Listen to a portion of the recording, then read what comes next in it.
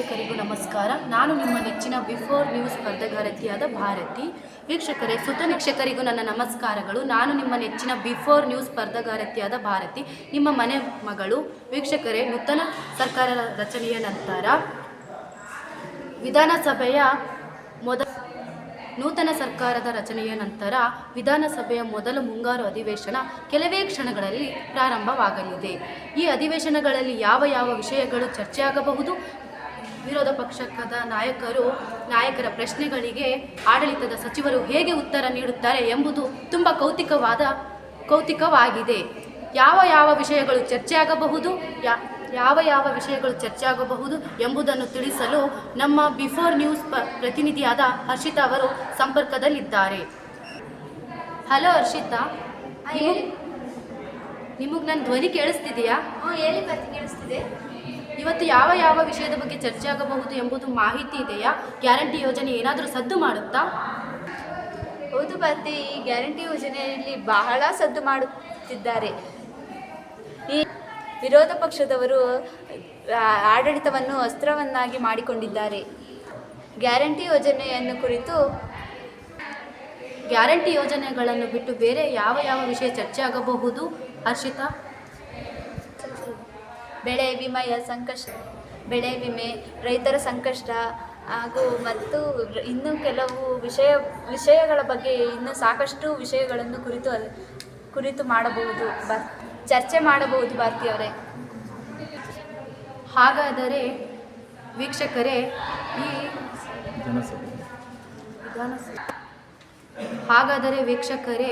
ಈ ವಿಧಾನಸಭೆಯ ನೇರ ಪ್ರಸಾರದಲ್ಲಿ ವೀಕ್ಷಿಸಿ ನಾವು ಸಂಪರ್ಕದಲ್ಲಿರುತ್ತೇವೆ. ಧನ್ಯವಾದಗಳು. ಸಭೆಯ ಅಧಿವೇಶನ ಅಧ್ಯಕ್ಷತೆಯನ್ನು ಯಾರು ವಹಿಸುತ್ತಾರೆ ಎಂಬುದನ್ನು ತಿಳಿಯೋಣ. ಗೊತ್ತಿಲ್ವಾ? ಹಾಗಾದರೆ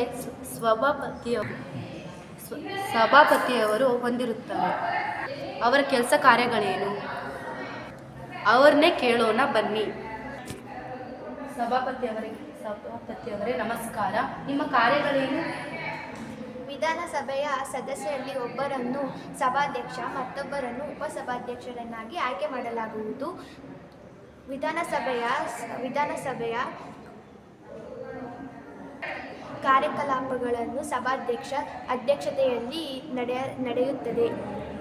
ಸದನದಲ್ಲಿ ಶಾಂತಿ ಶಿಸ್ತನ್ನು ಕಾಪಾಡುವ ಘನತೆಯನ್ನು ಹೆಚ್ಚಿನ ಕಾರ್ಯಕಲಾಪಗಳ ಮುಂದೂಡಿಕೆ, ಸದಸ್ಯರಲ್ಲಿ ಹಕ್ಕು ಬಾಧ್ಯತೆಗಳನ್ನು ರಕ್ಷಿಸುವ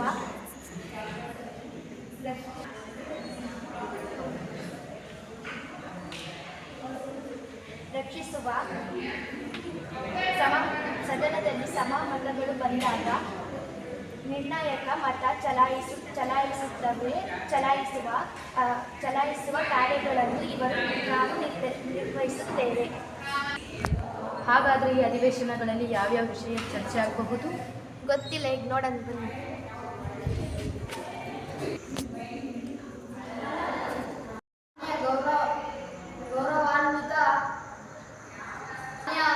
ಗೌರವಾನ್ವಿತ ಸಭಾಧ್ಯಕ್ಷರು ಬರುತ್ತಿದ್ದಾರೆ. ಎಲ್ಲರೂ ಎದ್ದು ನಿಂತು ಗೌರವ ಸೂಚಿಸಬೇಕಾಗಿ ವಿನಂತಿ.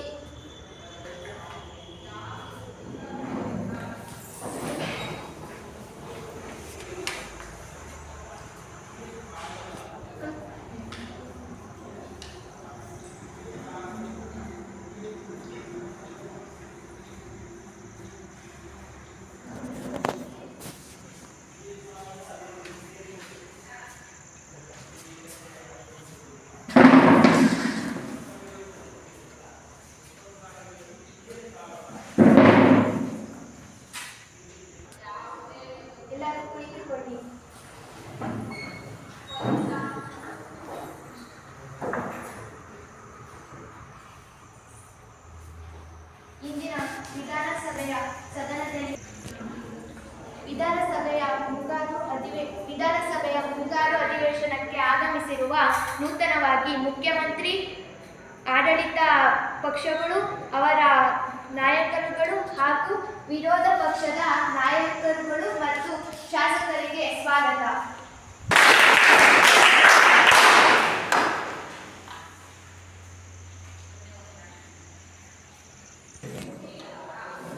ಏನಿದೆ ಇವತ್ತಿನ ಅಧಿವೇಶನದ ಕಾರ್ಯಕಲಾಪಗಳು? ಸಭಾಧ್ಯಕ್ಷರೇ ನಮಸ್ಕಾರ. ಈ ದಿನದ ಅಧಿವೇಶನದ ಕಾರ್ಯಕಲಾಪಗಳು ಏನೆಂದರೆ, ಒಂದನೇದು ಸಂತಾಪ ಸೂಚನೆ, ಎರಡನೇದು ಪ್ರಶ್ನೆಗಳಿಗೆ ಚುಕ್ಕಿ ಗುರುತಿನ ಪ್ರಶ್ನೆಗಳಿಗೆ ಉತ್ತರ. ವಿರೋಧ ಪಕ್ಷದ ನಾಯಕರ ಶಾಸಕ ಚುಕ್ಕಿ ಗುರುತಿನ ಪ್ರಶ್ನೆಗಳನ್ನು ಕೇಳುವಾಗ ನೇರವಾಗಿ ಸ್ಪಷ್ಟವಾಗಿರಬೇಕು. ವ್ಯವಹಾರಕ್ಕಾದ ವೈಯಕ್ತಿಕ ನಿಂದನೆ ಆರೋಪ ಮಾಡುವಂತಿಲ್ಲ. ಸದನದ ಗೌರವವನ್ನು ಕಾಪಾಡಬೇಕು. ಧನ್ಯವಾದಗಳು.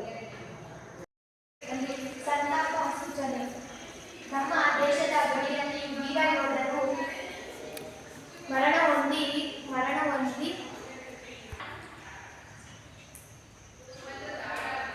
ಹುತಾತ್ಮರಾಗಿದ್ದಾರೆ. ತಮ್ಮ ಪ್ರಾಣವನ್ನು ತ್ಯಾಗ ಮಾಡಿ ನಮ್ಮ ದೇಶವನ್ನು ರಕ್ಷಣೆ ಮಾಡಿದ್ದಾರೆ.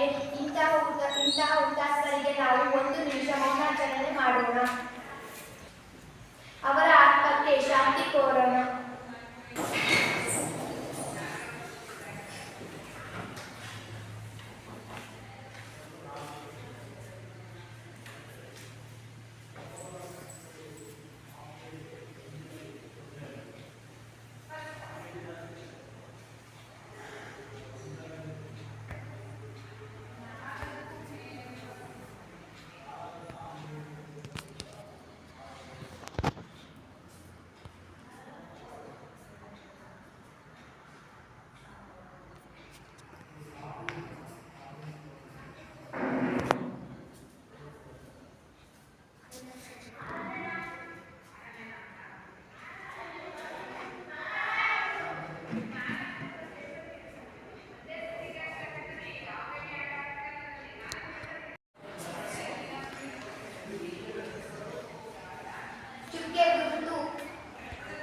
ಚುಕ್ಕೆ ಗುರುತಿನ ಪ್ರಶ್ನೆ ಸಂಖ್ಯೆ 106. ಯಾರೀ ಪ್ರಶ್ನೆ ಕೇಳಲು? ಸಭಾಧ್ಯಕ್ಷರೇ ನಮಸ್ಕಾರ. ಸಭಾಧ್ಯಕ್ಷರೇ ನಮಸ್ಕಾರ. ನನ್ನ ಪ್ರಶ್ನೆ ಸಾರಿಗೆ ಸಚಿವರಿಗೆ. ಸಾರಿಗೆ ಸಚಿವರು ಹೆಣ್ಣು ಮಕ್ಕಳಿಗೆ ಉಚಿತ ಬಸ್ ಪ್ರಯಾಣ ಎಂದು ಮಾಡಿದ್ದಾರೆ. ಅದರಿಂದ ನಮ್ಮ ರಾಜ್ಯಕ್ಕೆ 2 ಕೋಟಿ ರು ನಷ್ಟ ಆಗಿದೆ. ಸಭಾಧ್ಯಕ್ಷರಿಗೆ ನಮಸ್ಕಾರಗಳು. ನನ್ನ ಪ್ರಶ್ನೆ ಸಾರಿಗೆ ಸಚಿವರಿಗೆ. ಸಾರಿಗೆ ಸಚಿವರು ಹೆಣ್ಣು ಮಕ್ಕಳಿಗೆ ಉಚಿತ ಬಸ್ ಪ್ರಯಾಣ ಎಂದು ಮಾಡಿದ್ದಾರೆ. ಆದ್ದರಿಂದ ನಮ್ಮ ರಾಜ್ಯಕ್ಕೆ 2 ಕೋಟಿ ರು ನಷ್ಟ ಆಗಿದೆ. ಸಾರಿಗೆ ಸಚಿವರು ಹೆಣ್ಣು ಮಕ್ಕಳಿಗೆ ಉಚಿತ ಬಸ್ ಪ್ರಯಾಣ ಮಾಡುವ ಬದಲು ಗಂಡು ಮಕ್ಕಳಿಗೆ ಮಾಡಬಹುದಾಗಿತ್ತು. ಉಚಿತ ಬಸ್ ಪ್ರಯಾಣ ಮಾಡಬಹುದಾಯಿತು.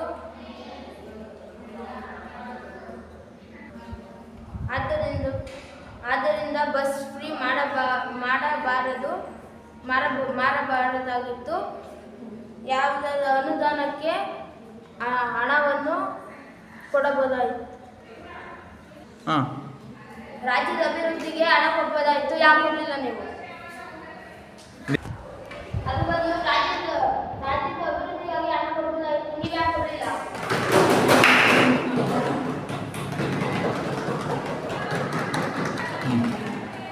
ಸಭಾಧ್ಯಕ್ಷರಿಗೆ ನಮಸ್ಕಾರ. ನಮ್ಮ ದೇಶ ಬಡ ಕುಟುಂಬದ ದೇಶ. ಹಾಗೂ ಇರುವುದರಿಂದ ಬಡ ಕುಟುಂಬದ ಹೆಣ್ಣು ಮಕ್ಕಳು ಉಚಿತವಾಗಿ ಓಡಾಡಲು ಎಂದು ಬಸ್ ಫ್ರೀ ಮಾಡಿದರು. ಇವಾಗ ವಿರೋಧ ಪಕ್ಷದವರು ಕೇಳಿದ್ರು ಗಂಡು ಮಕ್ಕಳಿಗೆ ಯಾಕೆ ಮಾಡಿಲ್ಲ ಅಂತ. ನಾವು ಹೇಳ್ತೀವಿ ಗಂಡು ಮಕ್ಕಳು ಕಾರು ವೆಹಿಕಲ್ ಎಲ್ಲ ಹೋಗ್ತಾರೆ, ಅದಕ್ಕೆ ಗಂಡು ಮಕ್ಕಳಿಗೆ ಬಸ್ ಫ್ರೀ ಮಾಡಿಲ್ಲ.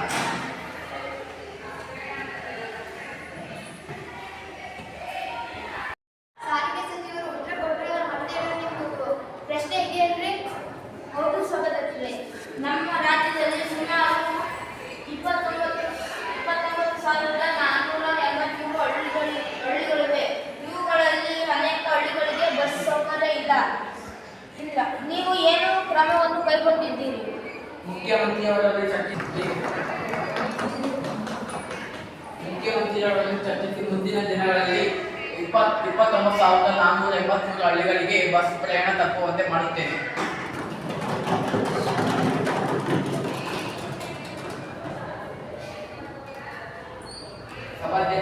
ಕಾಲ. ಅವರ ಪ್ರಶ್ನೆಗೆ ಉತ್ತರ ನೀಡಿಕೆ ಇನ್ನು ಮುಂದೆ ಏನು ಕೇಳಬಹುದು ಅಂತ ಕೇಳ್ಬೋದು. ಸಭಾಧ್ಯಕ್ಷ ಅವರ ಪ್ರಶ್ನೆಗೆ ಉತ್ತರ ಸಿಕ್ಕಿದೆ, ಇನ್ನು ಏನು ಕೇಳ್ಬೋದು. ಏನು ಇಲ್ಲ ಅಂದ್ರೆ ಧನ್ಯವಾದಗಳು.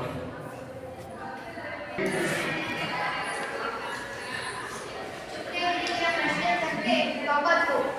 ಯಾರು ಈ ಪ್ರಶ್ನೆ ಸಂಖ್ಯೆ ಕೇಳಲು? ಮಾನ್ಯ ಸಭಾಧ್ಯಕ್ಷರಿಗೆ ನನ್ನ ನಮಸ್ಕಾರಗಳು. ಚಿಕ್ಕಗೌರವರು ಪ್ರಶ್ನೆ 190. ನನ್ನ ಪ್ರಶ್ನೆ ಅರಣ್ಯ ಅಧಿಕಾರಿಗಳಿಗೆ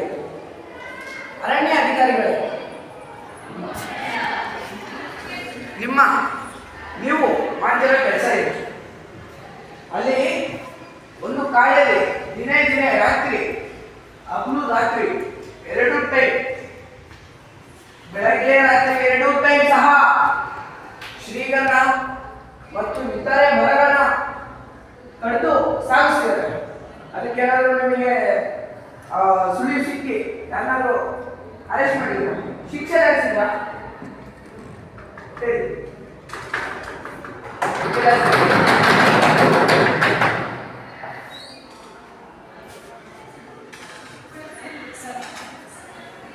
ಸಭಾಪತಿಗೆ ನಮಸ್ಕಾರಗಳು. ನಮ್ಮ ಸರ್ಕಾರ ಅರಣ್ಯ ಸರಕಾರವಾಗಿ ಆಯ್ಕೆ ಪ್ರಕಾರ ಶಿಕ್ಷೆ ನೀಡಲಾಗಿದೆ. ಅರಣ್ಯ ಸಂರಕ್ಷಿಸುವುದೇ ನಮ್ಮ ಸರ್ಕಾರದ ಧ್ಯೇಯ ಉದ್ದೇಶ.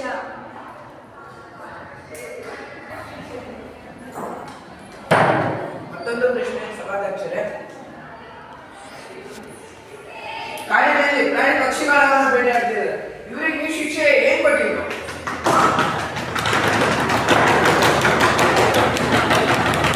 ಪಕ್ಷಿಗಳನ್ನು ಬೇಟೆಯಾಡುವವರಿಗೆ ಶಿಕ್ಷಣ ಅಪರಾಧ ಶಿಕ್ಷರ ಅಪರಾಧ. ಯಾವುದೇ ವ್ಯಕ್ತಿ ಇಂತಹ ಕೆಲಸವನ್ನು ಮಾಡಿದರೆ ಅವರಿಗೆ ನಿರಾದಕ್ಷಿಣವಾಗಿ ಕಾರ್ಯ ನಿರ್ವಹಿಸಲಾಗುತ್ತದೆ, ಶಿಕ್ಷೆ ಕೊಡಲಾಗುತ್ತದೆ.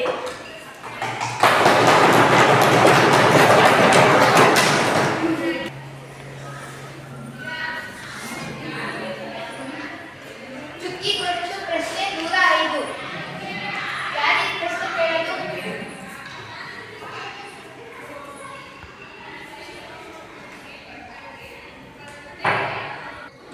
ಸಭಾಧ್ಯಕ್ಷರೇ ನಮಸ್ಕಾರ. ನನ್ನ ಪ್ರಶ್ನೆ ಮಹಿಳಾ ಮತ್ತು ಮಕ್ಕಳ ಕಲ್ಯಾಣ ಸಚಿವರಿಗೆ. ನಾನು ಇಷ್ಟು ದಿನ ಬೆಂಗಳೂರಿನಲ್ಲಿ ಇದ್ದೆ. ನಿನ್ನೆ ನಾನು ನಮ್ಮ ಊರಿಗೆ ಹೋದಾಗ ನಮ್ಮ ಊರಿನಲ್ಲಿ ಪಕ್ಕದ ಹಳ್ಳಿ 16ನೇ ವರ್ಷದ ಹುಡುಗಿಯನ್ನು ರಾತ್ರಿ ಮದುವೆ ಮಾಡಿದ್ದಾರೆ. ಬಾಲ್ಯ ವಿವಾಹ ಹೆಚ್ಚಾಗುತ್ತಿದೆ. ಇದಕ್ಕೆ ನೀವು ಏನು ರಚನೆ ಮಾಡುತ್ತಿದ್ದೀರಿ, ಕ್ರಮ ಕೈಗೊಂಡಿದೆಯೇ?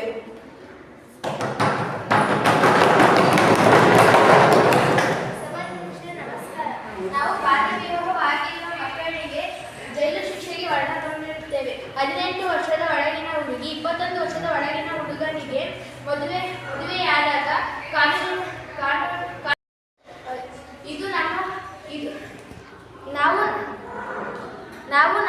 ನಾವು ನಮ್ಮ ಇಲಾಖೆಯವರು ಚೈಲ್ಡ್ಹುಡ್ ಕಾರನ್ನು 1099 ಈ ಸಂಖ್ಯೆಯನ್ನು ಅವರಿಗೆ ತಿಳಿಸುತ್ತೇವೆ. ಈ ಮಕ್ಕಳಿಗೆ ಹಿಂಸಾಚಾರವಾಗಿ ಬಾಲ್ಯ ವಿವಾಹವನ್ನು ಒಳಪಡಿಸಿದರೆ ನಮ್ಮ ಇಲಾಖೆಯವರು ಅವರನ್ನು ಬಂಧಿಸಿ ಕಠಿಣ ಜೈಲು ಶಿಕ್ಷೆಗೆ ಒಳಪಡಿಸುತ್ತಾರೆ. ಉದಾಹರಣೆ ಏನೆಂದರೆ ತಂದೆ ತಾಯಿಯವರು 2 ಲಕ್ಷ ರೂಪಾಯಿ ದಂಡವನ್ನು ವರ್ತಿಸಬೇಕಾಗುತ್ತದೆ. ನಾವು ನಮ್ಮ ಇಲಾಖೆಯವರು ಪ್ರತಿಯೊಂದು ಶಾಲೆಗೂ ಹೋಗಿ ಬಾಲ್ಯ ವಿವಾಹದ ಬಗ್ಗೆ ಪ್ರತಿಯೊಂದು ಮಗುವಿಗೂ ತಿಳಿಸುತ್ತೇವೆ.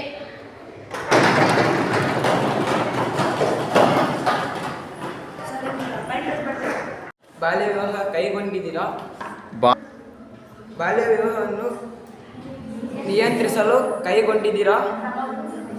ನಮ್ಮ ಬಾಲ್ಯ ಕಾರ್ಮಿಕರ ಸಮಸ್ಯೆಯನ್ನು ಕೈಗೊಂಡಿದ್ದೀರಾ? ಏನ್ ಕ್ರಮ ಕೈಗೊಂಡಿದ್ದೀರಾ? ಸಭಾಧ್ಯಕ್ಷರೇ, ನಮ್ಮ ಊರಲ್ಲಿ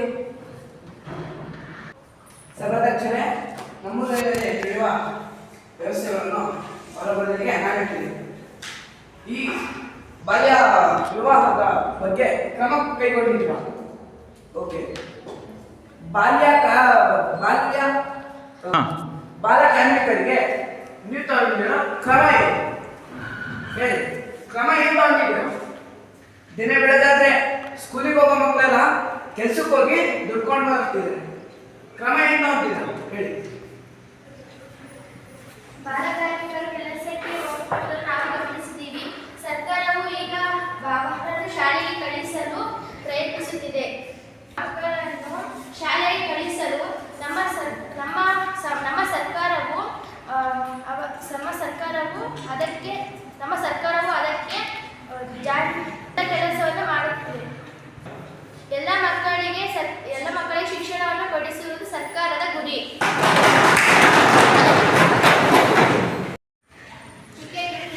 ಪ್ರಶ್ನೆ 80. ಈ ಪ್ರಶ್ನೆ ಯಾಕೆ ಕೇಳಬೇಕು? ನಮಸ್ಕಾರ ಸಭಾಧ್ಯಕ್ಷರೇ, ನನ್ನ ಪ್ರಶ್ನೆ ಶಿಕ್ಷಣ ಸಚಿವರಿಗೆ. ಇತ್ತೀಚಿನ ದಿನಗಳಲ್ಲಿ ಶಾಲೆಗಳಲ್ಲಿ ಮಕ್ಕಳ ದಾಖಲಾತಿ ಕಮ್ಮಿ ಆಗುತ್ತಿದೆ. ಇದಕ್ಕೆ ಕಾರಣ?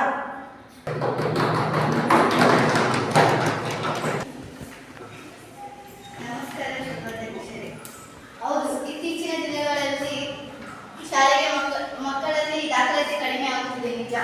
ಆದರೆ ಮಕ್ಕಳು ಶಾಲೆಗೆ ಬರುವುದಕ್ಕೆ ಕಾರಣ ಕೆಲಸಕ್ಕೆ ಹೋಗುವುದು ಮತ್ತು ಕೂಲಿ ನಾಲಿ ಮಾಡುವುದು ತುಂಬ ಜಾಸ್ತಿ ಆಗಿದೆ. ಇದರಿಂದ ಮಕ್ಕಳು ಶಾಲೆಗೆ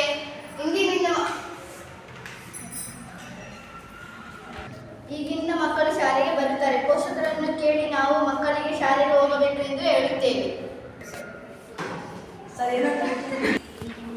ಅದಲ್ಲ ಶಿಕ್ಷಣ ಸಚಿವರೇ, ನಮ್ಮ ಶಾಲೆಯಲ್ಲಿ ನಮ್ಮ ದೇಶದಲ್ಲಿ 1 ಲಕ್ಷ, ನಮ್ಮ ರಾಜ್ಯದಲ್ಲಿ 1 ಲಕ್ಷ ಶಾಲೆಗಳಿವೆ. ಸುಮಾರು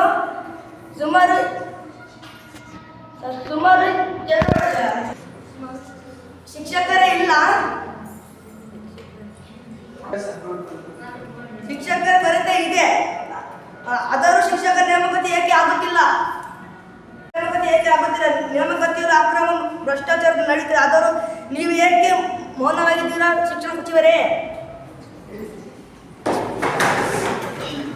ನಮ್ಮ ಸರ್ಕಾರ ಟಿ ಪರೀಕ್ಷೆ ಮಾಡುತ್ತೇವೆ. ಅದರಲ್ಲಿ ಟಿ ಪರೀಕ್ಷೆಯಲ್ಲಿ ಪಾಸ್ ಆದವರಿಗೆ ಶಿಕ್ಷಕರಾಗಿ ನೇಮಿಸುತ್ತೇವೆ. ಶಿಕ್ಷಕರ ನೇಮಕಾತಿಯಲ್ಲಿ ಯಾವುದೇ ಅಕ್ರಮ ಭ್ರಷ್ಟಾಚಾರ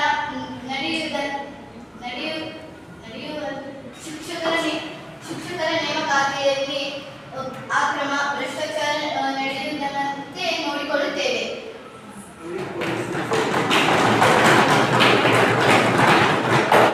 ಚುಕ್ಕೆ ಕುರಿತಿನ ಪ್ರಶ್ನೆ 105. ಯಾರಿಗೆ ಪ್ರಶ್ನೆ ಕೇಳಲು? ಸಭಾಪತಿಗಳೇ ನಮಸ್ಕಾರ. ನನ್ನ ಪ್ರಶ್ನೆ ಆರೋಗ್ಯ ಸಚಿವರಿಗೆ. ಇತ್ತೀಚೆಗೆ ಡೆಂಗ್ಯೂ ಪ್ರಕರಣ ಹೆಚ್ಚಾಗುತ್ತಿದೆ, ಅದಕ್ಕೆ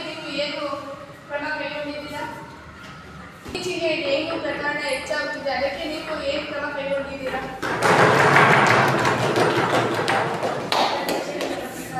ಪ್ರತಿ ಹಳ್ಳಿಗೂ ನಮ್ಮ ಆಸ್ಪತ್ರೆಯ ಸಿಬ್ಬಂದಿಗಳು ಮನೆ ಮನೆಗೆ ತೆರಳಿ ಡೆಂಗ್ಯೂ ಜ್ವರದ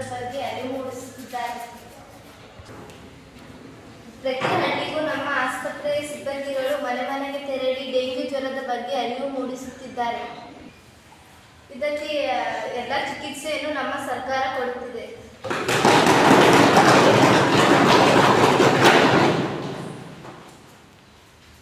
ಚುಕ್ಕೆ ಗುರುತಿನ ಪ್ರಶ್ನೆ 100.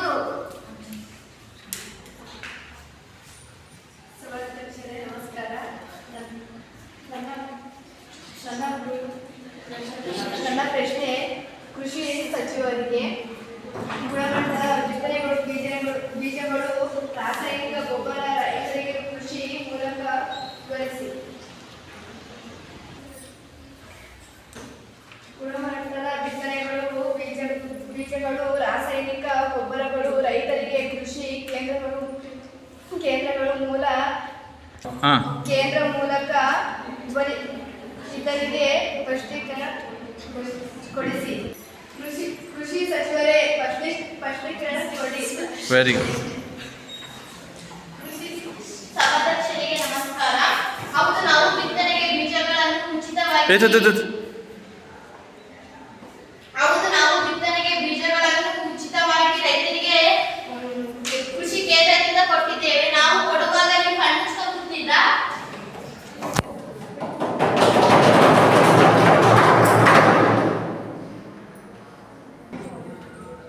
ನಮ್ಮ ಸರ್ಕಾರ ರೈತರ ಸಾಲಗಳನ್ನು ಮನ್ನಾ ಮಾಡಿದೆ. ನಿಮ್ ಸರ್ಕಾರ ಅಲ್ಲ ಸಾಲ ಮನ್ನಾ ಮಾಡಿರೋದು. ಆ ಕಾಲದಲ್ಲಿ ನಮ್ಮ ಸರ್ಕಾರ ಈ ರೈತರ ಸಾಲ ಎಲ್ಲ ಮನ್ನಾ ಮಾಡಿಬಿಟ್ಟು ಬಂದಿರೋದು. ಆಮೇಲೆ ನಮ್ದು ರೈತರ ಪರವಾಗಿರೋ ಸರ್ಕಾರ. ನಮ್ಮ ರೈತರಿಗೆ ಏನೇನು ಬೇಕೋ ಎಲ್ಲ ತರದ ಸರ್ಕಾರ, ಎಲ್ಲ ತರದ ಇದ್ರಲ್ಲಿ ಕೂಡ ನಾವು ರೈತರಿಗೆ ಕೆಲಸಗಳನ್ನ ನಾವು ಮಾಡಿದ್ದೀವಿ. ನೀವೇನು ಮಾಡಿದ್ದೀರಾ ನೀವು? ಹೇಳಿ.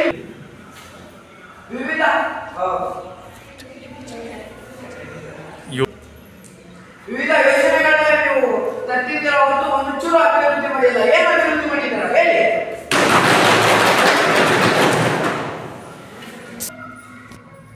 ಪ್ರಶ್ನೆ ಸಂಖ್ಯೆ 90. ಯಾರು ಈ ಪ್ರಶ್ನೆ ಕೇಳೋದು?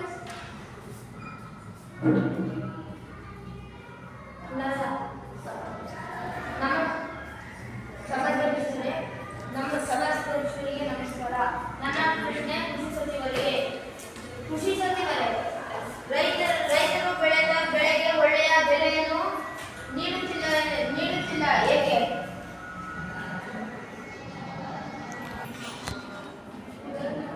ರೈತರು ಬೆಳೆದ ಬೆಳೆಗೆ ಒಳ್ಳೆ ಬೆಲೆಯನ್ನು ನೀಡುತ್ತಿಲ್ಲ ಏಕೆ? ಎಲ್ಲ ಬೆಳೆಗಳಿಗೂ ಬೆಂಬಲ ಬೆಲೆಯನ್ನು ಘೋಷಿಸಿ.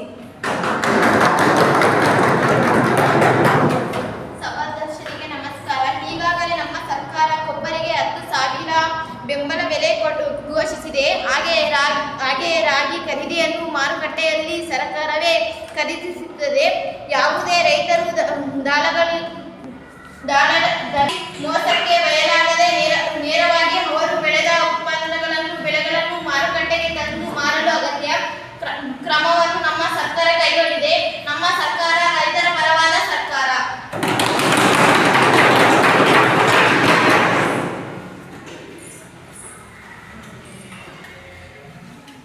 ಚುಕ್ಕೆ ಸಂಖ್ಯೆ ಪ್ರಶ್ನೆ 95. ಮಾನ್ಯ ಸಭಾಧ್ಯಕ್ಷರೇ, ನನ್ನ ಪ್ರಶ್ನೆ ಮಾನ್ಯ ಮುಖ್ಯಮಂತ್ರಿಗಳಿಗೆ.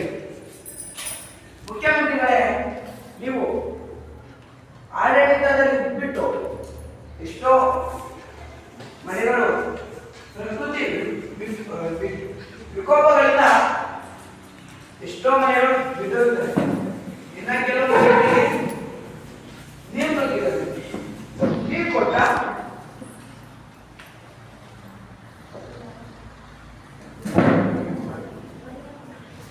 ಪರಿಹಾರ ಹೇಳಿ ಮುಖ್ಯಮಂತ್ರಿಗಳೇ.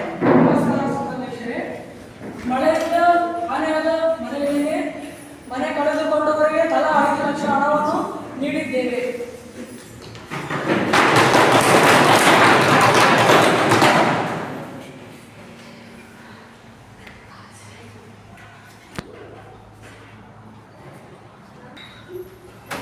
ಮಳೆಯಿಂದ ಮನೆ ಕಳೆದುಕೊಂಡವರಿಗೆ ತಲಾ 5 ಲಕ್ಷ ಹಣವನ್ನು ನೆರೆ ಪರಿಹಾರ ಹಣವೆಂದು ಕೊಟ್ಟಿದ್ದೇವೆ.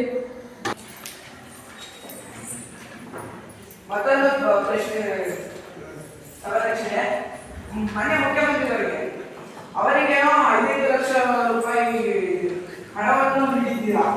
ಇನ್ನ ಕೆಲವೊಬ್ಬರಿಗೆ ಮನೆಗಳನ್ನು ಕಟ್ಟಲು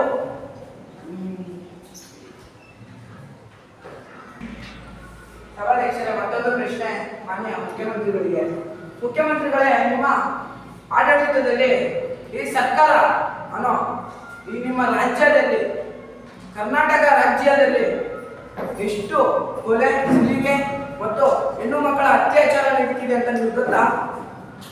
ಗೊತ್ತೇನು? ಹೇಳಿ ಹೇಳಿ ಮುಖ್ಯಮಂತ್ರಿಗಳೇ, ಹೇಳಿ ಮುಖ್ಯಮಂತ್ರಿಗಳೇ. ನೀವೇನು ಪುಣ್ಯ ಮಾಡ್ತಿದ್ದೀರಾ?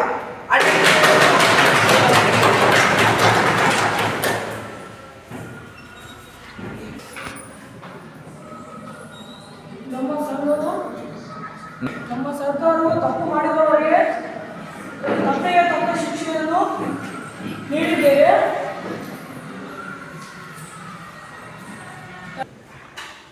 ಕೊಲೆ ಪ್ರಕರಣ ಹೆಚ್ಚಾಗುತ್ತಿರುವುದರಿಂದ ತನಿಖಾ ಸಂಘ ನೇಮಕ ಮಾಡಿದ್ದೀವಿ. ಸಿಬಿಐಗೆ ವರ್ಗಾಯಿಸಲಾಗಿದೆ.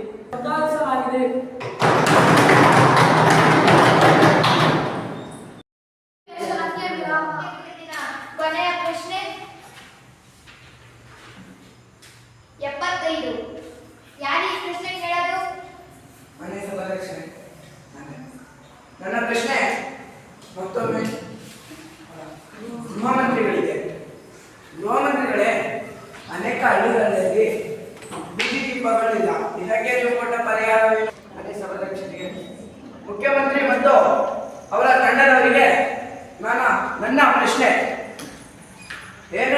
ಏನೆಂದರೆ, ಅದು ನೀವು ಗೃಹಲಕ್ಷ್ಮಿ ಯೋಜನೆಯಿಂದ 2,000 ರೂಪಾಯಿ, ಬಸ್ ಫ್ರೀ, ಅದು ಇದು ಅಂತ ಎಷ್ಟೋ ಅನೇಕ ಯೋಜನೆಗಳು ತಂದ್ರಿ. ಬೀದಿ ದೀಪ ತಂದ್ವಾ? ಅನೇಕ ಹಳ್ಳಿಗಳಲ್ಲಿ ಬೀದಿ ದೀಪ ಇಲ್ಲ. ಇನ್ನು ಅದಷ್ಟು ಹಳ್ಳಿಗಳಲ್ಲಿ ರಸ್ತೆಗಳೇ ಇಲ್ಲ. ರಸ್ತೆ ಇಟ್ಟಿದ್ದ ಜಾಗದಲ್ಲಿ ಬಸ್ ಇಲ್ಲ, ಬಸ್ ಬರೋ ಜಾಗ ರಸ್ತೆ ಇಟ್ಟಿಲ್ಲ. ಏನ್ ಮಾಡ್ತಿದ್ದೀರಾ? ಇನ್ನಷ್ಟು ಹಳ್ಳಿಗಳಲ್ಲಿ ಕುಡಿಯೋದು ನೀರೇ ಇಲ್ಲ. ಏನ್ ಮಾಡ್ತಿದ್ದೀರಾ ನೀವು? ಹೇಳಿ ಮುಖ್ಯಮಂತ್ರಿಗಳೇ ಮತ್ತು ತಂಡ, ಹೇಳಿ.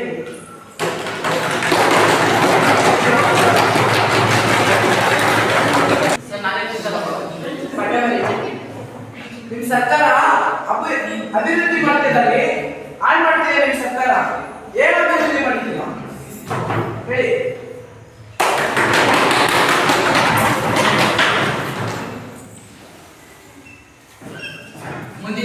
ಮುಂದಿನ ದಿನಗಳಲ್ಲಿ ಚರ್ಚಿಸಿ ಮುಖ್ಯಮಂತ್ರಿಯವರಿಗೆ ತಿಳಿಸುತ್ತೇನೆ. ನೀವು ಹೇಳಿದ್ರು, ವಿರೋಧ ಪಕ್ಷದವರು ಹೇಳಿದ್ರು ನಮಗೆ ಇವಾಗ ಇದು ರಸ್ತೆ ನಿರ್ಮಾಣ ಮಾಡ್ತಿಲ್ಲ, ಬೀದಿ ದೀಪ ಹಾಕ್ಸಿಲ್ಲ, ಬೀದಿಗೂ ನೆಲೆ ಹಾಕ್ಸಿಲ್ಲ ಅಂತ. ನಾವು ಬಡವರಿಗೋಸ್ಕರ ಹುಟ್ಟಿದ ನಮ್ಮ ಸರ್ಕಾರ. ನಾವು ಬಡವರಿಗೆ ನಾವು ಗೃಹ ಜ್ಯೋತಿ 200